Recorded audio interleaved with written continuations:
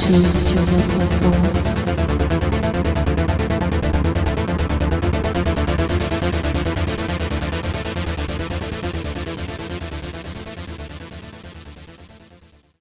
Bienvenue dans J'irai cracher sur votre enfance, le podcast qui met un slip, un bazooka et qui court mal. Et qui explose vos souvenirs et votre nostalgie. À coup de lance-roquettes. Comment vas-tu, Nico ? Bah écoute, ça va bien. Aujourd'hui, tu es moite, tu viens de me dire. C'est une normalement, je n'aime pas placer des informations qui datent le podcast, mais il faut savoir qu'aujourd'hui, il fait extrêmement chaud. On est le 15 décembre et tu es moite. Peut-être sommes-nous en plein été, je ne sais pas.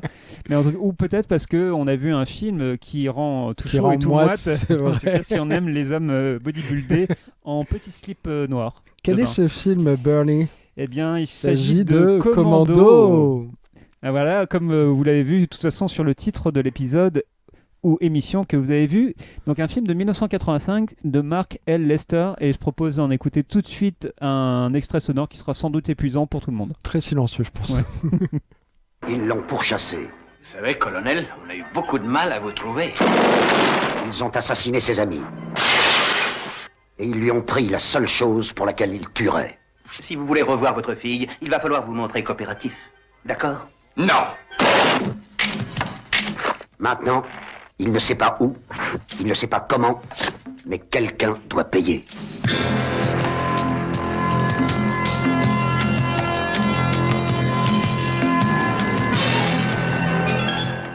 Est-ce que vous croyez alors qu'il va nous créer des problèmes? Il fera exactement ce qu'on lui a dit. Hasta luego, amigos. T'es un marrant, Sully. C'est pour ça que je te tuerai le dernier. Alors, est-ce que vous allez me dire enfin ce qui se passe? Non. Ne dérangez pas mon ami. Il est mort de fatigue. Tu te souviens, Sully, je t'ai promis de te tuer le dernier. C'est vrai, Matrix, c'est ce que tu as dit. Je t'ai menti. S'il y a une mission à laquelle personne ne peut survivre, il est l'homme de la situation. Arnold Schwarzenegger dans Commando. On va s'amuser. Et voilà pour l'extrait, donc j'espère que Chose vous n'êtes promise. pas trop fatigué.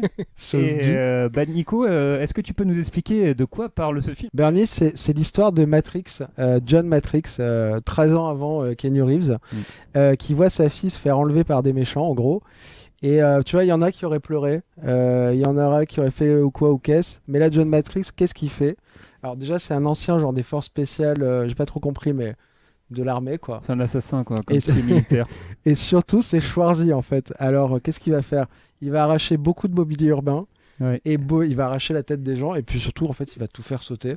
Tout simplement. Ce qui est équipement public, de toute façon, il aime pas. Voilà. Il va tout faire sauter. Et tout ça entre deux punchlines en général. Et puis c'est tout, je pense. C'est tout ce qui se passe et c'est déjà pas mal. C'est un film qui a un peu compté quand on était enfant. Et toi, de quoi tu te rappelles ? Je crois qu'il a pas vraiment compté, en tout cas. Je pense que le seul souvenir que j'en ai, c'est vraiment la jaquette de la VHS. Je l'ai pas vu au cinéma. Ah mais oui, c'est vrai. Pas vu au cinéma. Il y avait cette jaquette où il a le. Je suis bien trop jeune pour l'avoir vu au cinéma, alors que mon acolyte, c'était peut-être possible. Non, à 5 ans, j'ai dévoilé ton âge. Oh mon Dieu, mais tous les épisodes, tu dévoiles mon âge. Faites le calcul chez vous. Film de 85, je le rappelle. Voilà, donc peu de souvenirs à part cette jaquette, lui vraiment mercenaire et voilà, peut-être en plus confondu avec d'autres jaquettes de l'époque avec Schwarzenegger, avec Predator, Predator notamment, quoi. Parce que moi dans mon esprit il est dans la jungle et du coup c'est sûrement Predator. Voilà. Et voilà. Et toi ? Bah, moi, en le revoyant, je me suis rappelé du bonheur un peu que j'avais de refaire je l'ai vu à la télé, et de refaire un peu les punchlines, tu sais, quand il dit si vous voulez coopérer, si vous voulez retrouver votre fille, il faut coopérer, vrai ou faux ? Là, il dit faux, et puis il lui pète la tête à coup de fusil à pompe, j'imagine.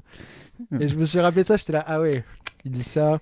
Tu sais, quand il se prend pour Tarzan là dans le centre commercial parce qu'il s'accroche à un ballon alors c'est pas Jackie Chan. Mais je me demande d'ailleurs si cette scène elle fait écho à Police Story 1 avec la grosse scène du centre commercial. Bon, c'est moins impressionnant que dans Police Story 1.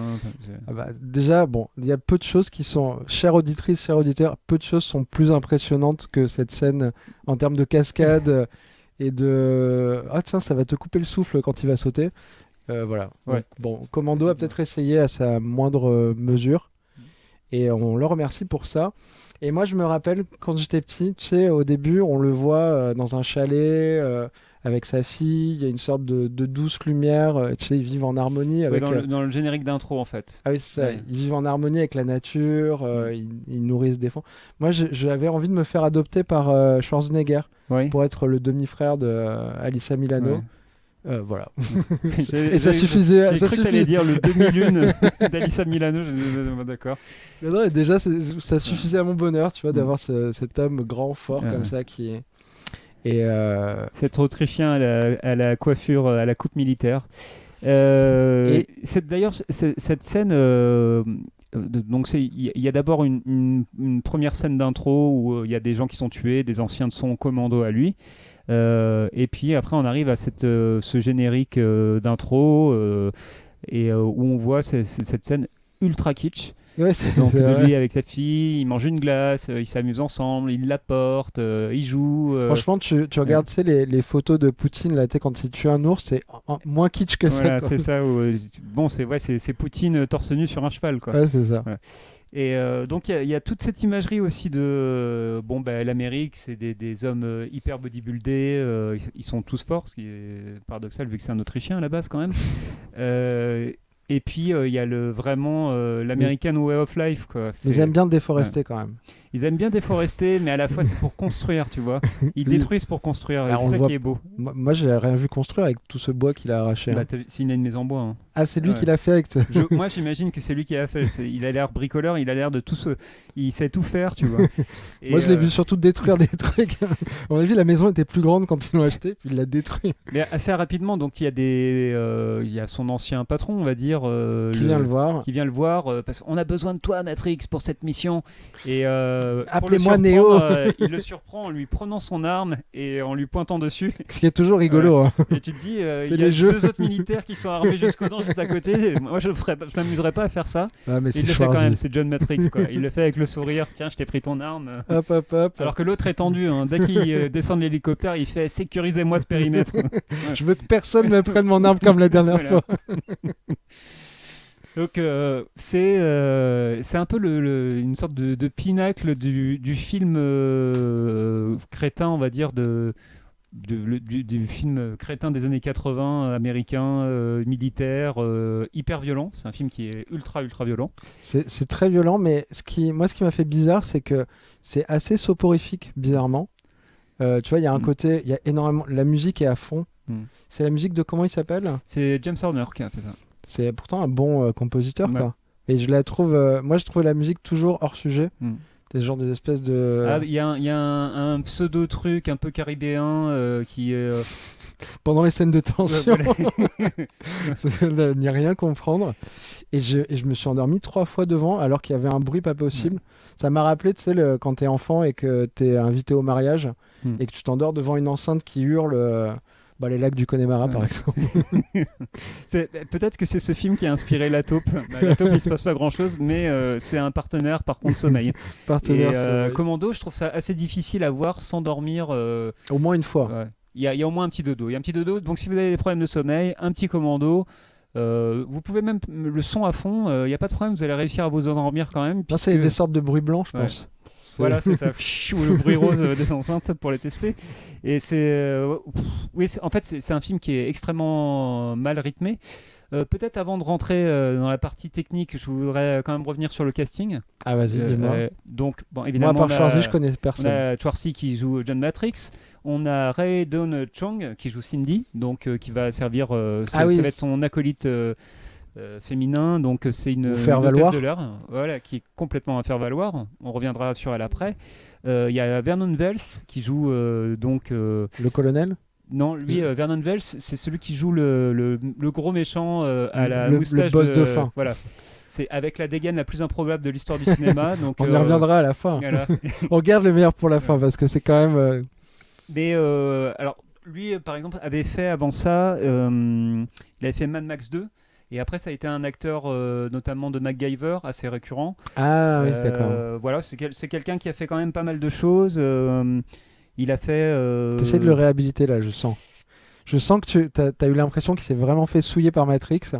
Et du coup, tu veux lui redonner ses lettres de noblesse. Parce qu'il nous a donné du plaisir quand même, ce Bennett. Il a joué notamment dans l'aventure intérieure. Et il a fait après quelques Stuart Gordon sur la fin, donc des Space Truckers, dans King of Ants. Moi je l'aime déjà, hein, t'as pas besoin de me le survendre. Voilà, non, mais pas de problème. C'est un personnage récurrent dans MacGyver et dans Mad Max 2, il jouait aussi, donc un original quoi. Ouf. Voilà. Et dans les petites apparitions des méchants un peu secondaires, il y a David Patrick Kelly, que les amoureux de Twin Peaks connaissent, puisqu'il joue un des frères Horn, donc c'est le petit qui ressemble un peu à Dave. D'accord, ouais. C'est Dave, mais avec 20 cm de moins au niveau des jambes. Et voilà, et celle qui joue Jenny Matrix, donc la jeune fille de Arnold Schwarzenegger, qui mange des glaces avec, c'est évidemment celle dont tous les enfants des années 80 sont tombés amoureux, c'est Alyssa Milano. C'est ça, mais c'était un sentiment double, amoureux en même temps, je sais pas, on avait envie de faire partie de sa vie en tout cas, de quelque manière que ce soit. Voilà.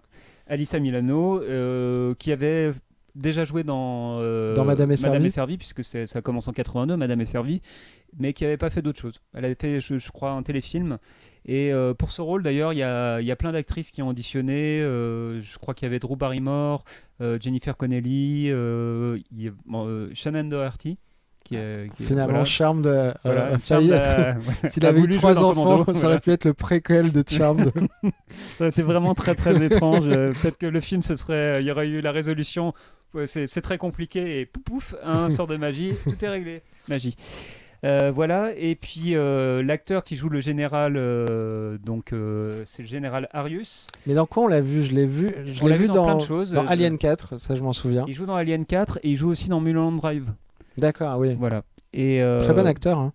Ouais, et ce mec-là. Lui aussi est un peu souillé quand même dans le film. Donc il joue le général Arius et donc c'est Dan Hedaya, le nom de l'acteur. Rien à voir avec Zaya. Et il a une sorte de brown face, hein, on peut dire. C'est pas du blackface, mais c'est brown face. Ou alors c'est le point soleil, mais il est resté trop longtemps. C'est le blackface pour les latinos. Ouais. Je pense qu'il a voulu se grimer en Crocodile Dundee.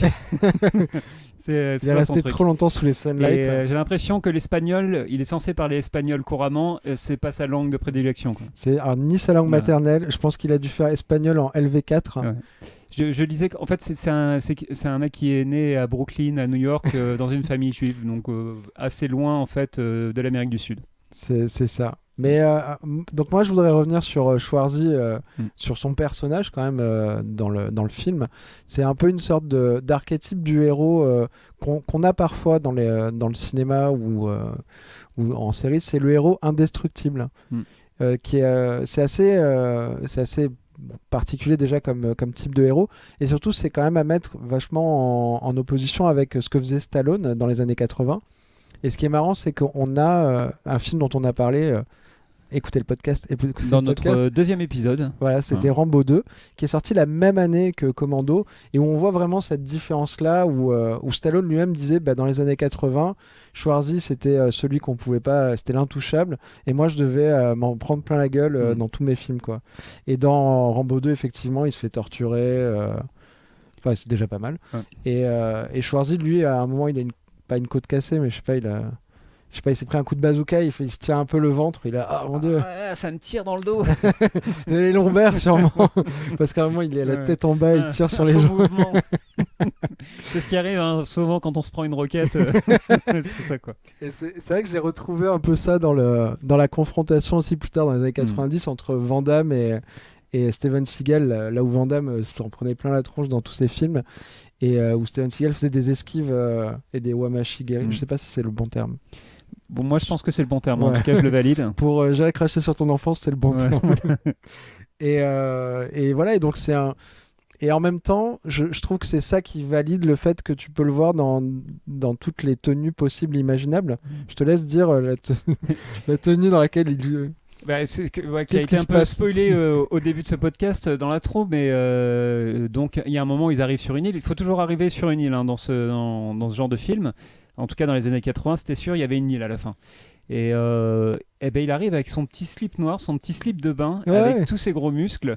Et je sais pas, c'est un mélange. Peut-être qu'il retrouve son origine de bodybuilder, qui a l'habitude de se mettre. Pour lui, on sent que c'est naturel, mais déjà enfant, moi, ça m'avait gêné, je me rappelle.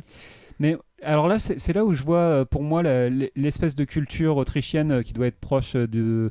Voilà, j'imagine, comme chez les Allemands, c'est des protestants, quoi.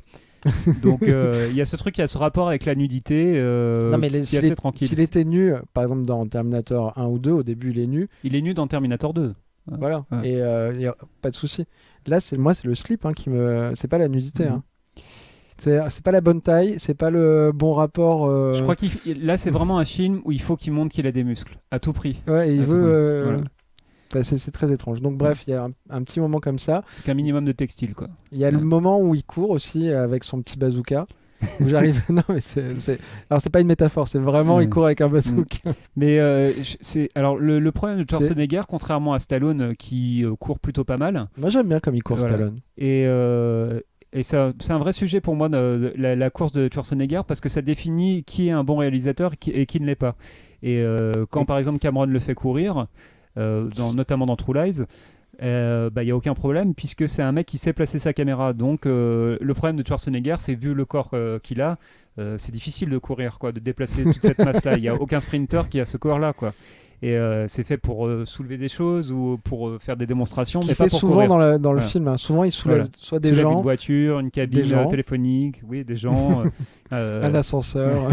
David Patrick Kelly qui il jette, il le tient par une jambe, et il le jette, enfin en tout cas il jette un mannequin en mousse, mais voilà. il le Avec jette cette comme ça. punchline, qu'est-ce que vous en avez fait? Je l'ai laissé tomber.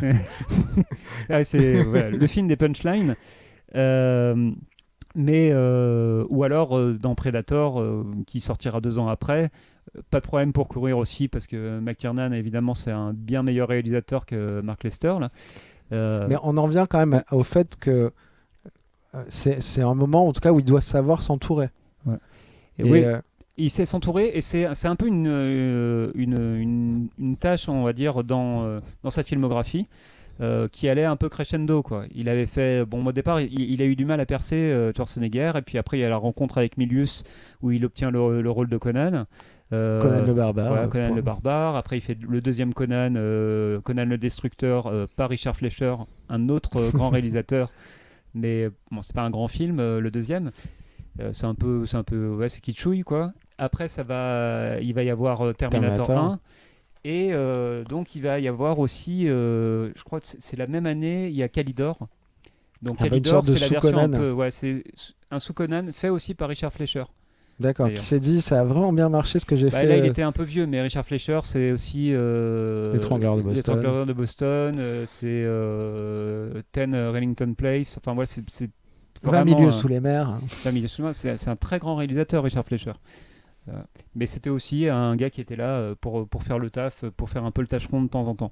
Et on en arrive à Commando et c'est presque étrange, quoi. Donc avant ça, oui, il y avait le contrat, c'est un peu après. Et après, il repartira sur quelque chose de bien, mais on a tendance souvent à opposer Stallone et Schwarzenegger, puisque le duel était inévitable dans les années 80, comme on l'a dit, sur celui qui s'en prend plein la gueule, celui qui est invincible. Oui, puis eux-mêmes, ils disaient qu'ils se tiraient la bourre, Ouais. c'était celui qui allait tuer le plus de gens dans un film, tirer le plus de cartouches. Enfin, c'était vraiment... ils comparaient Rocco vraiment... Siffredi est rentré plus tard aussi dans ce... Mais d'ailleurs, concours. ça a été un C'est peu... lui qui a gagné. ça a été caricaturé par Hotshot avec ce truc des cartouches qui tombent et le des gens body qui meurent. count, voilà. C'est ça. À noter d'ailleurs que c'est Commando où Schwarzenegger tue le plus de personnes dans ses films. Ouais, Voilà. il a gagné. il a gagné dans Commando, en tout cas c'est le film où il en tue le plus. Mais c'est vrai qu'on a tendance à les opposer et souvent on a un peu cette image de Schwarzenegger, il a eu que les bons réalisateurs et Stallone a dû se débrouiller un peu avec des tâcherons, quoi. Voilà, et alors finalement c'est quand même... on a envie de dire non. Quand on regarde dans le rétro, je pense qu'il a tourné avec plus de bons réalisateurs, Schwarzenegger, mais en fait c'est peu. Il y a évidemment il y a les 3 films qu'il fait avec Cameron, il y a les 2 qu'il fait avec McTiernan, donc Predator et Last Action Hero plus tard, et il y a Verhoeven et Milius sur Conan, quoi. Disons qu'il a eu parce que parfois il y a des rendez-vous manqués, mais il a peut-être eu pas tant de rendez-vous que ça, mais il a eu beaucoup de rendez-vous pas manqués, quoi. C'est-à-dire que c'est souvent quand même les très bons films de très grands réalisateurs.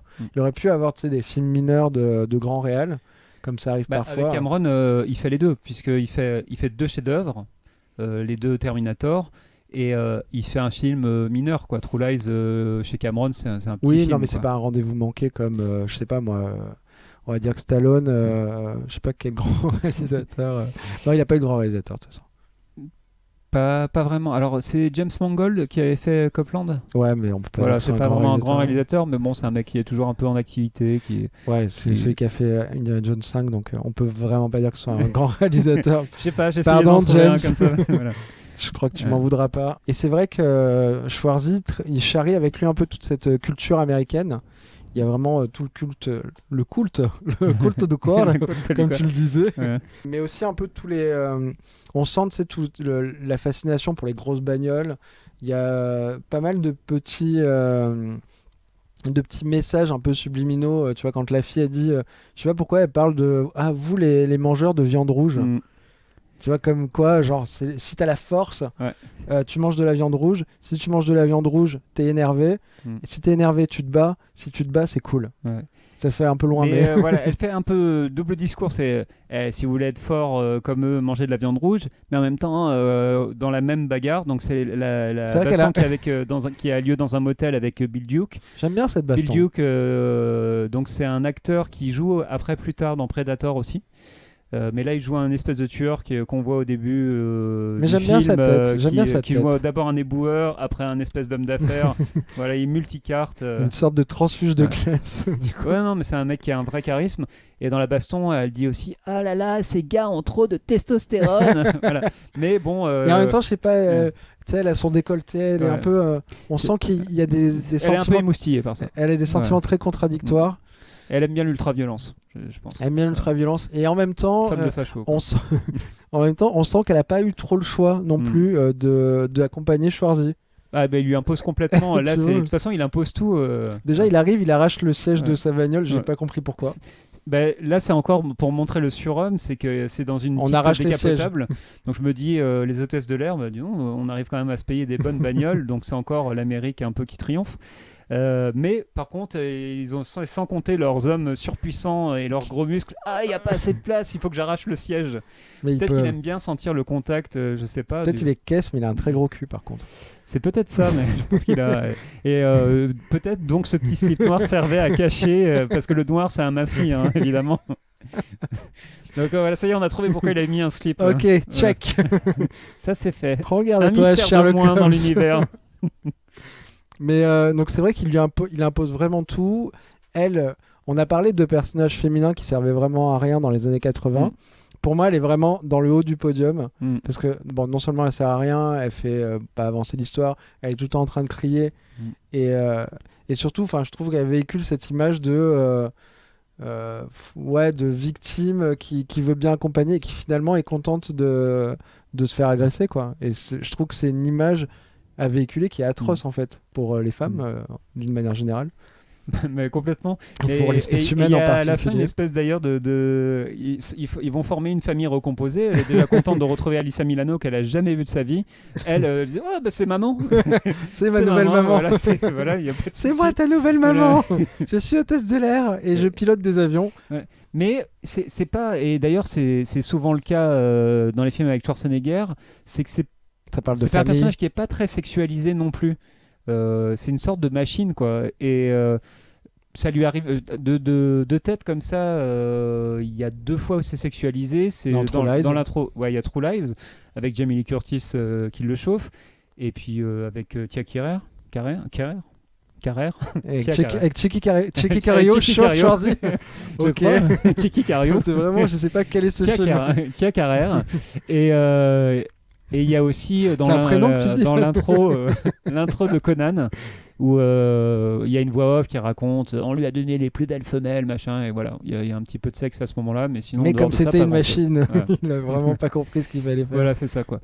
Et là, c'est pareil, c'est que bon, on peut pas dire vraiment qu'il y ait une séduction qui se fait entre les deux. Lui, de toute façon, il est, c'est un robot, quoi. C'est déjà, il est encore Terminator, en fait. Mais c'est parce qu'il était dans l'acteur studio, du coup il est resté dans son rôle. Ouais. C'est bon, tu peux le quitter, c'est un autre film. Ouais. Sarah Connor. Et il utilise des répliques aussi, des punchlines qu'il utilisera plusieurs fois. Donc le fameux I'll be back. Je qu'il fait reviendrai déjà, en voilà. français. Il est déjà un peu dans l'autocitation. Bah oui, carrément. Ouais. Donc il y a un peu déjà ce côté clin d'œil à toi qui regarde et qui est mal alpha avec de l'abondance plein les poches. Plein les poches Du naturelles. Plein les sacs. Donc, est-ce que c'est vraiment un film pénible à voir? C'est variable. Disons que il y a quand même, par rapport aux souvenirs que j'en ai, déjà j'ai vraiment plus du tout envie d'être adopté par Schwarzenegger. Ouais. Parce qu'on a bien vu dans l'intro qu'il foutait rien à la maison. Et que Il coupe des bûches quand même. Coupe des bûches. Il porte des troncs d'arbres au lieu de les traîner avec une sangle ou d'avoir, je sais pas, une remorque. Moi j'ai vu qu'il faisait pas à manger. Du coup, c'est sa fille qui faisait ses sandwichs. Ouais, bon, il faut qu'elle serve à quelque chose. Et les sandwichs n'ont pas l'air bons, hein, mais bon, Ça a c'est l'air de la cuisine dégueulasse. américaine, donc c'est à peu près normal. Mais sinon, le film, en fait, le film, effectivement, il y a un attrait qui revient, outre le méchant dont tu as parlé. Il y a un truc de, comme disait Hitchcock, meilleur est le méchant, meilleur sera le film, quoi. Et là, est-ce que tu veux... Je sens que tu trépignes... Je sens que Sur tu le es méchant. moite d'impatience. Je dirais donc il y a deux méchants, il y a le général Arius et donc le fameux Bennett. Général Arius qui est un pré-méchant un peu. Ouais, c'est un pré-méchant. C'est dans un jeu vidéo, ça serait une sorte de sous-boss alors présenté, alors que c'est normalement le patron. Mais Bennett, donc c'est le gros méchant qui a avant été dans l'escouade, on va dire de. C'était un peu le frère de Schwarzy, tu vois. Voilà, on sent qu'il y a un lien. peu tout appris avec Matrix, mais il y a C'est une son jalousie. disciple. Voilà. Et donc il se balade avec cette moustache très Freddie Mercurienne, une coiffure évidemment dégueulasse, un t-shirt en côte de maille, un débardeur en côte de maille, pardon. Comme ça, mais vraiment moyenâgeux. Tu dis, qu'est-ce qui se passe Et un cadenas autour du cou. Une chaîne avec un cadenas autour du cou. On sent qu'on a voulu faire, on va faire une dégaine originale, je vais montrer un personnage jamais vu. Effectivement, j'espère qu'on ne le reverra plus jamais. Écoute, moi j'aime bien le fait que ça soit une sorte de one-shot de l'histoire du cinéma. Et mais du coup, c'est vrai qu'il y a une sorte de... Moi j'ai eu une fascination à regarder ce personnage se mouvoir.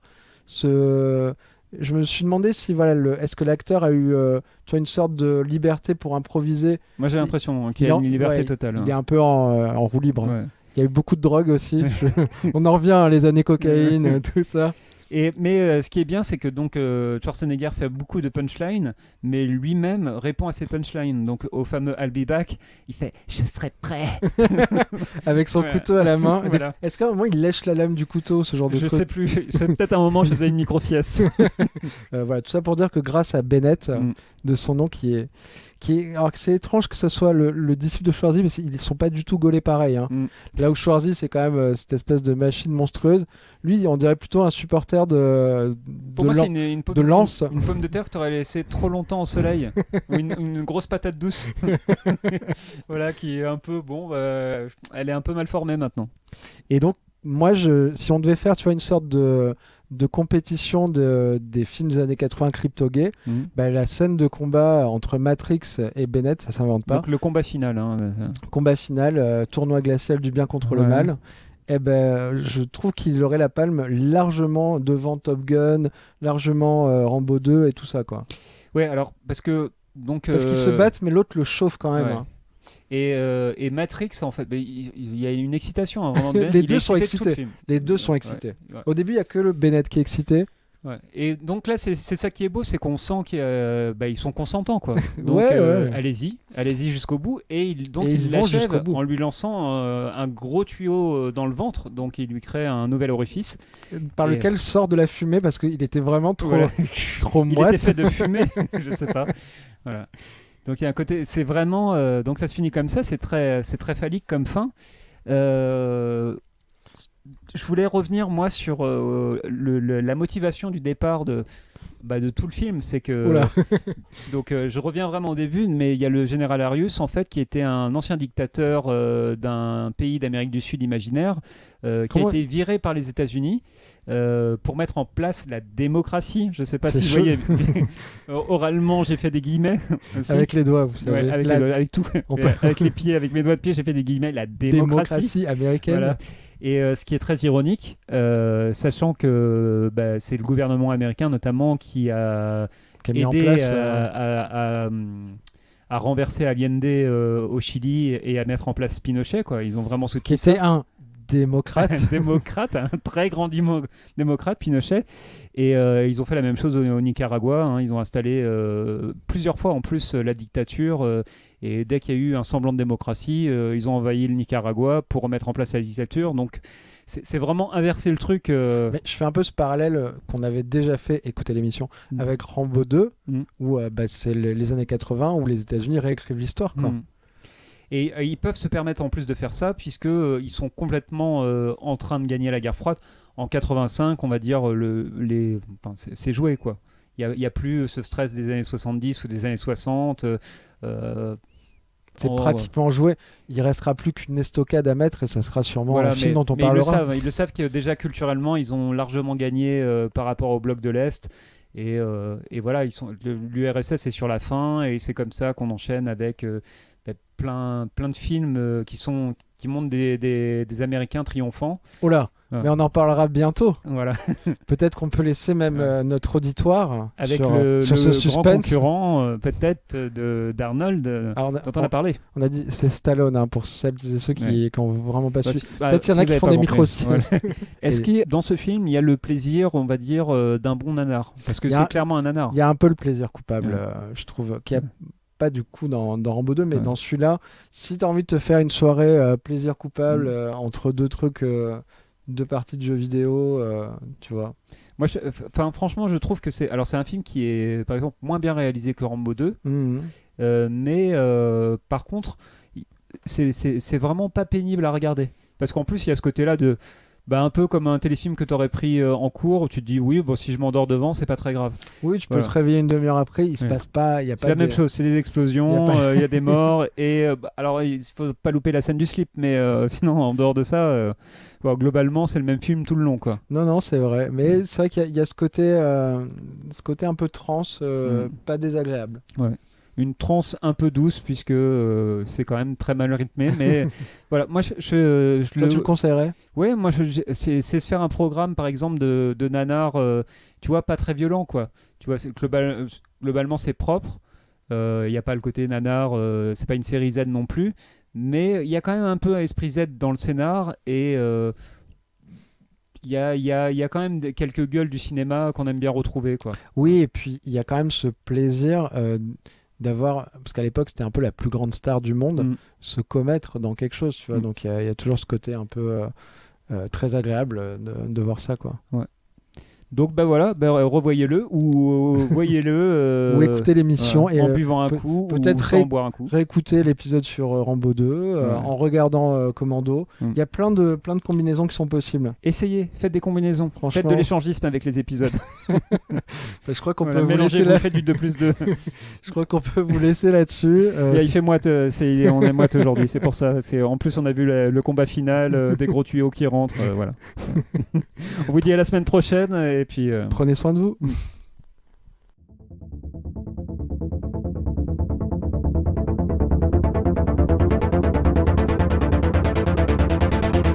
J'ai craché sur votre enfance.